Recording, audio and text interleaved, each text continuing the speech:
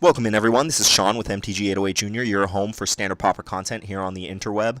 Today we're going to be taking a look at a blue-black control list for standard Pauper. Got some sweet new additions from M19, really opened up some new space for the archetype. Before we jump into that, though, just want to make sure that everyone knows about our upcoming Youth Standard Pauper tournament. We kind of slowed down our events in June while I was traveling, yada yada. Trying to pick them back up before the school year starts. We'll definitely be in full swing by the time the school year starts. Next one here is going to be Sunday, July 15th, over at The Planet. They are moving locations shortly, but this will still be at their usual location. I think the week after this tournament takes place, they'll be opening their new location. So, check out the tournament. Starts at noon. Doors open at 11. $1 entry fee. Must be entering 12th grade or younger in order to participate. All right. So, that being said, we have a text version of the deck, which will be included in the link in the description, so check that out if you want to look at it. For now, we're going to hop over here to Magic Online. Okay. I've been talking about this interaction for a while now. You should definitely check out the I think it was the most recent deck tech video that we made, Black-Red Control. This deck is largely inspired by that deck, but we get to play a different color thanks to the brand new Salvager of Secrets here, printed in M19. So Salvager of Secrets, 2 blue, 3 colorless for a 2/2 Merfolk Wizard. When it enters the battlefield, return target instant or sorcery card from your graveyard to your hand. So the ideal scenario is that, on turn 5, you play this, you pick back up one of your removal spells or card draw spells, whichever is more important to you. Use it to kind of help you gain control of the game. You're essentially drawing your best spell out of your graveyard when you play this, so you're getting card advantage. And then later in the game, after you block with this, hopefully it trades with something, right? You get some more card advantage that way. And then later in the game, you can get it back with Wander in Death. So you pay 3 mana, return Salvager of Secrets and one other creature from your graveyard to your hand. Salvager of Secrets is now in your hand. You can then replay it to get back Wander in Death. And then, once Salvager of Secrets dies again, then you can keep the loop going. So that's kind of like the end game where you're never going to run out of creatures. Once you slow down the game, once you've established your mana advantage, your card advantage over your opponent, this is kind of guaranteed to make sure the game does not slip out of your control. So this is probably the most powerful endgame that we have in Standard Pauper, and I think that control decks are really going to kind of gravitate towards this interaction to finish things off. So to maximize this interaction, Salvager of Secrets wants us to play a lot of instants and sorceries, which control decks have no shortage of. Pretty much all of our 1, 2, 3, and 4 drops are instants and sorceries. And then Wander in Death wants us to play a bunch of creatures as well. So the rest of our deck is creatures. Right? If we only have Salvager of Secrets as the only creature in our deck, then Wander in Death very often is just going to say return target creature from your graveyard to your hand, and you're not going to net any card advantage when you get it back with Salvager of Secrets. You'll still have a loop, but you won't be netting card advantage as you go through that loop. You need to have another creature in your graveyard in order for that to really work. So the other creatures that we have here, we've got, of course, 4 Salvager of Secrets. Want to max out on that. Striped Riverwinder we've seen in a lot of control decks in the past. In the past, we've kind of relied on this card to act as a finisher. It wasn't the most reliable card to use as a finisher. Like, it is huge. It does have hexproof. It's going to be very hard to kill. But, since it has cycling, you might want to cycle them in the early game. Your opponent might be able to kill some of them in combat or, with Death Touch creatures, or they might counter it. So just having 4 Striped Riverwinder was not enough to finish games with control. So we're still playing it. It's still great. Cycling means that with Wander in Death, we are going to for sure have creatures in our yard, right? If we cycle this on turn 1, by the time it becomes time to cast Wander in Death, we'll have Striped Riverwinder and hopefully another creature in our graveyard, right? So this deck is very eager to cycle Striped Riverwinder early. It's just a great card in this deck. often will probably be the second target for Salvager or for Wander in Death when you get back Salvager of Secrets. Redundancy in this slot, we have Horror of the Broken Lands. Not nearly as good of a finisher, but a 5 mana 4/4 is solid. There are a lot of cycle cards in this deck, so the line of text is going to be relevant. Sometimes it's going to be a 6/5, sometimes it might even be an 8/6.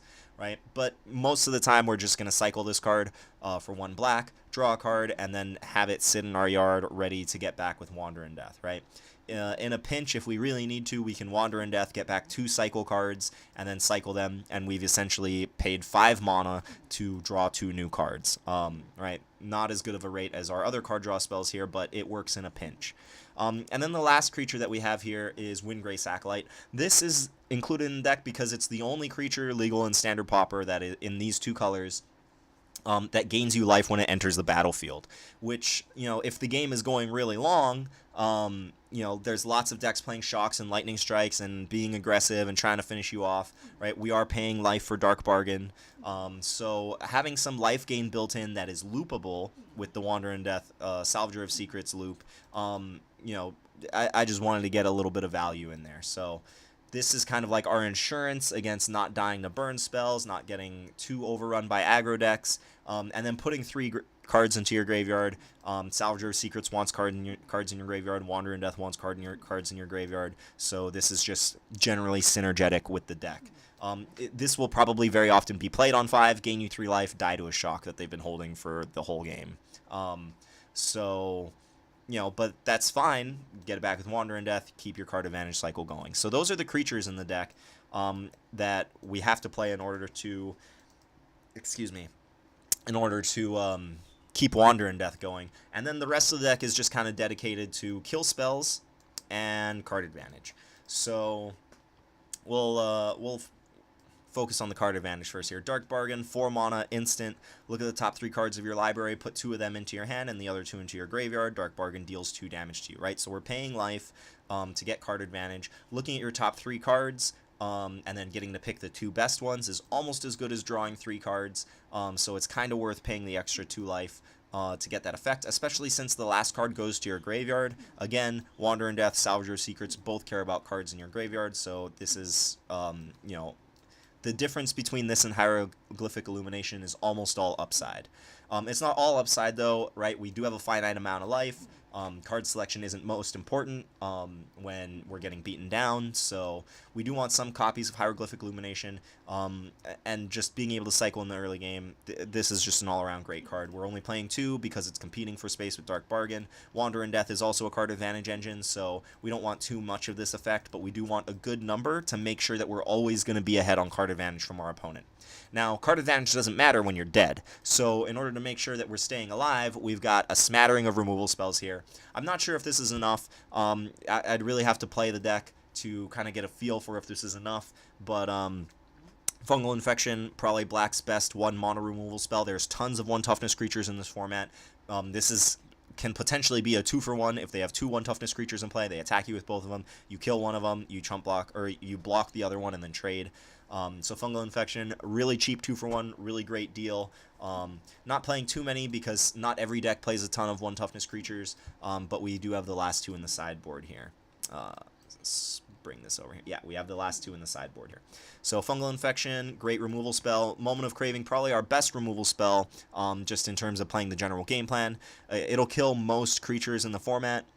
Most 2, sometimes even 3-drop creatures have 2 toughness, so Moment of Craving is going to kill them, and then it gains you 2 life to kind of help prolong the game, help make sure that your card advantage is going to be able to have the time to take hold, help you make the game go longer, to make more land drops, to help make sure that you have enough mana to go through your loop. Moment of Craving kind of does it all, so it's a great card. Essence Scatter here. We're playing Essence Scatter main deck over Unquenchable Thirst, mostly because Essence Scatter is an instant. It can get brought back with Salvager of Secrets. We do have Unquenchable Thirst. Bring this over so you can see it. We do have Unquenchable Thirst here in the sideboard, but since it's not an instant or sorcery that can get back with Salvager of Secrets, didn't want to start it in the main deck. You probably bring it in against decks with lots of creatures that don't die to your black spot removal. So Moment of Craving, all around great. Essence Scatter, 2 mana, answer any creature. It has to be on the stack. Essence Scatter is also notably your best bet against hexproof creatures, which are a real pain for this deck, right? For a deck that relies so heavily on spot removal, hexproof creatures are a big problem. Essence Scatter is one of the few ways to answer them. And then, of course, kind of Blink of an Eye is kind of just our catch-all, right? If you need to get an enchantment off the board, if you need to get an artifact off the board, Blink of an Eye will do it. You're probably going to be paying too much to do it, but at the very least, if you have the time, you really just need to get it off the board, Blink of an Eye will do it. Might even draw you a card in the process. If you need to just cast this for 2 to get some tempo under your legs, to get your card advantage going, it does that as well. So Blink of an Eye, kind of like a nice catch-all in the deck. Completely cuttable, but it kind of just rounds out the deck, makes it covers a lot of different bases for the deck. So good, nice Blink of an Eye. The last edition here is Murder. Let's see. Here's the M19 one. I have one that's from M19. Here we go. So M19, this is a reprint. It is an uncommon. However, it was a common when it was first printed. I think in 10th edition, I think Murder was printed, something like that. Maybe it was M10. I'm not sure. But Murder was a common before. It's an uncommon now, but it's legal in Standard Pauper. Just 3 mana, destroy any creature at instant speed. That's great. And you know, another reason why Essence Scatter is in the deck over Unquenchable Thirst is because it being an instant, it allows us to kind of leave up our mana to you know, Hieroglyphic Illumination later. Murder does the same thing, right? You leave up your mana. You can potentially cast Murder or Essence Scatter. If you choose not to, then you can still spend that mana on Dark Bargain or Cycling or something like that. So, deck likes playing at instant speed. We're playing 23 lands. The deck might want 24. Like, basically, you want to not miss your first, like, 10 land drops with this deck, right? When you start missing land drops, that's when this deck is going to be in some trouble. But all in all, I think this is a very, very powerful strategy.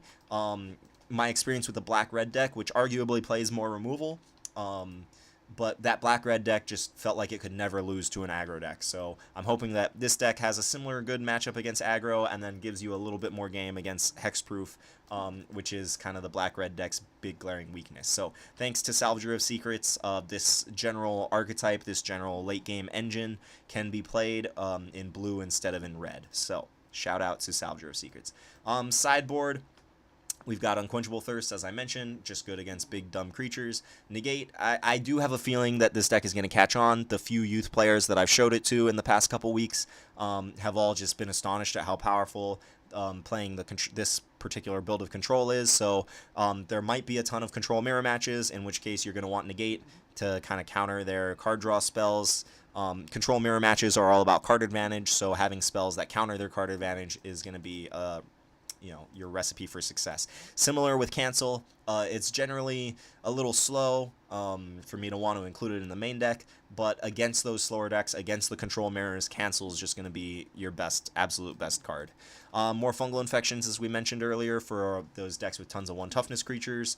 Skittering Heartstopper in here just as kind of like a hedge against decks that are playing a bunch of hexproof creatures. Hopefully they're not giving them flying, but you know, we do need some way to be able to answer them cheaply. And then the third Wind Grace Acolyte is in the board. If you feel like you need a little extra life gain, this is the card to go to. Notable Exclusion, one of the best cards from the black-red deck that is not in this deck that it could be playing is Dusk Legion Zealot. Here we go. It is a 2 mana 1/1 when it Vampire Soldier. When it enters the battlefield, you draw a card and you lose 1 life. You know, you play it early. You draw a card. You know, helps you hit your land drops. Hopefully, you chump and trade with something. And then you get it back later with Wandering Death. Since this deck is playing more counter spells, right, you don't want to be tapping out on turn 2 as often. I chose not to include it in this deck. It could very well be wrong. It might be better than Horror of the Broken Lands, something that's worth testing out, something worth keeping in mind if you do want to toy around with this archetype. Keep in mind Dusk Legion Zealot. Similarly, in that slot, you could also be playing Omen Speaker, which just got printed in M19. or reprinted in M19. This is the Theros version. But Omen Speaker, 2 mana, 1/3 human wizard. When it enters the battlefield, scry 2, right? So it's going to come down early, give you interaction with their creatures early. It might trade with something, it might chump block, it might just stonewall their 2/2s or their 2/1s. It's going to scry you to help you hit lands if you need them, help you hit card advantage, help you hit removal, help you hit, whatever it is that you particularly need in that draw. So these 2 cards could potentially be your 2 slot here. They might be better than Horror of the Broken Lands. It's up to you to try that out. If you are able to try it out, let me know what you think in the comments. So that is Blue-Black Control. I've talked to a bunch of different students about Control in general, trying to encourage them to play the Wander in Death loop. I think it's just the best thing a Control deck can be doing right now. So, this next tournament that we're having, the metagame might be Control heavy. So if you can find a deck that is good against Control decks, you might do well on this coming youth tournament. Did I say it's on Saturday? It's actually on Sunday. So July 15th. Yeah, July 15th. So, that's it for the deck tech. Just before we go, just want to make sure that everyone knows about this recent development here. Oh, come on, internet.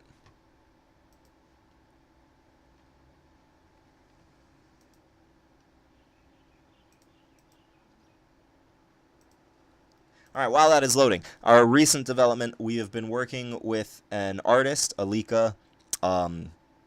Great guy. I've worked with him on projects before.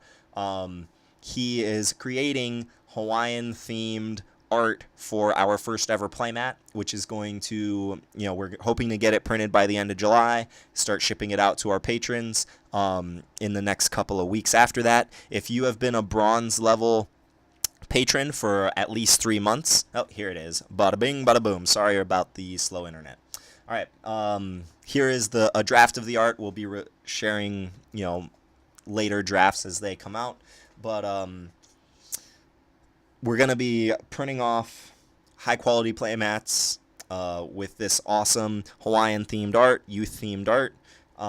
And if you have been a bronze-level patron for 3 months, you're going to get one. If you've been a silver-level patron for 1 month, or silver level or higher for 1 month, then you're going to get one. And I haven't decided yet if we're going to start selling these, to non-patrons. But if you for sure want to get one, the art is going to be badass. So if you want to get your hands on one, please consider becoming a Patreon subscriber.